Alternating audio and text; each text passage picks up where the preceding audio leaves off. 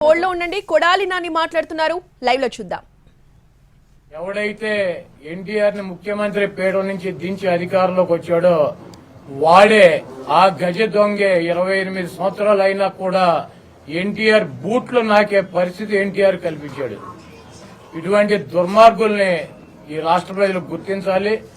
బతికున్నప్పుడేమో దుర్మార్గుడు అని చెప్పి, ఆయన ముఖ్యమంత్రిగా పార్టీ నాయకుడిగా పనికిరాడని చెప్పి, ఈ రోజు సిగ్గు శరము లేకుండా ఎవరైతే ఆయన్ని దించారో అదే కుటుంబ సభ్యులు, అదే వ్యక్తి ఎన్టీ రామారావు గ్రామానికి వచ్చి విగ్రహాలకు దండేయటం, ఎన్టీ రామారావుకి వర్ధంతి చేస్తానని చెప్పటం, ఇటువంటి దుర్మార్గపు ఆలోచనలో పదవి కోసం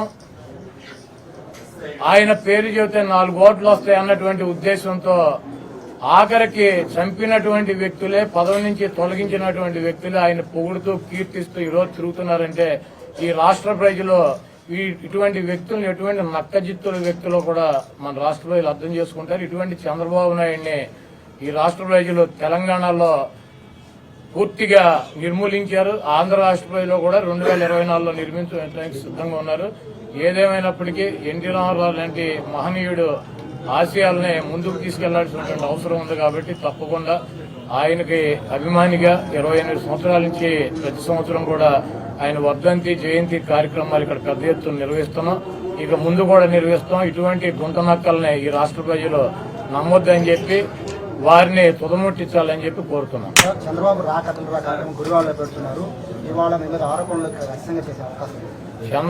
రా కథలు రా అని చెప్పి సుప్రీంకోర్టు మన 3 రోజుల నాడు చెప్పింది రాజమండ్రి జైలుకి.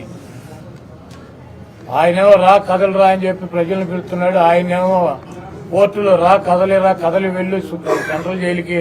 ఈ నక్క జిత్తులు కన్ను పని చేయట్లేదు, కిడ్నీ పని చేయట్లేదు, గోళీ ఓడిపోయింది, ఇటువంటి సొల్లు కబుర్లు చెప్పకుండా నువ్వు చేసినటువంటి 420 కార్యక్రమాలకి రా కథలు రా అని చెప్పి రాజమండ్రి సెంట్రల్ జైలు ఈయనకి ఆహ్వానం పలుకుతుంది. త్వరలో కూడా వెళ్తాడు.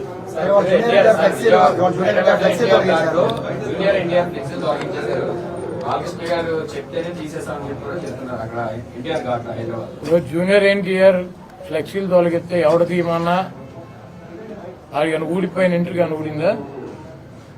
వాళ్ళ నీచమైన బుద్ధి. ఎన్టీ రామారావు పేరు చెప్పి భజన చేసుకునేటువంటి కుటుంబ సభ్యులు ఎన్టీ రామారావుని, పెద్ద ఎన్టీఆర్నేమో చంద్రబాబు కోసం దించారు.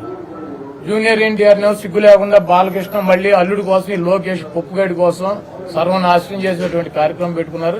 ఇటువంటి బాలకృష్ణలో ఇటువంటి చంద్రబాబు నాయుడు 1000 మంది వచ్చినా కూడా జూనియర్ ఎన్టీఆర్ ఊడిపోయినటువంటి ఇంటర్ కూడా పేర్లేదు.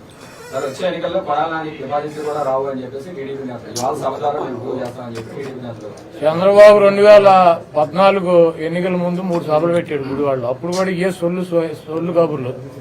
కాకపోతే పోటీ చేసే అభ్యర్థులు మారారు, వచ్చి ప్రగల్భాలు చెప్పే సొల్లుగాళ్లు మారారు. 2019 ఎన్నికల్లో కూడా కొడాలి నాని డిపాజిట్ లేకుండా చేస్తానని 3 మీటింగులు పెట్టి ఇటువంటి సొల్లు కబుర్లు, ఈ సొల్లు నా కొడుకులు సొల్లు పోరానని చెప్పారు. మళ్ళీ 2024 వచ్చింది, మళ్ళీ అభ్యర్థులు మారారు, మళ్ళీ మాట్లాడేవాళ్ళు మారారు. ఈ గుంట నక్క మాత్రం వీడు ఎట్టాగా ఉన్నాడు. ఇప్పుడు 2 మీటింగులు అయినాయి, ఇది 3వ మీటింగ్ పెడతాడు. ఎన్నికల లోపు నా ఊడిపోయిన ఇంటర్ కూడా పేర్లేదు.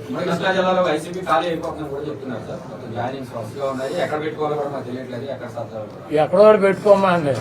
బాబు కొడుకులు 2 పుస్తకాలు పెట్టుకుంటారు కదా, ఎర్ర బుక్కులు, అక్కడ పెట్టుకోమనండి. బాబు కొడుకులు ఎర్ర బుక్కునే చించి తోసుకోమని చెప్పి కదా, వీళ్ళని కూడా ఎక్కడో చోట తోసుకోమని చెప్పాలి. అసలు చంద్రబాబు గుడివాళ్ళు ఎవడొస్తాడు?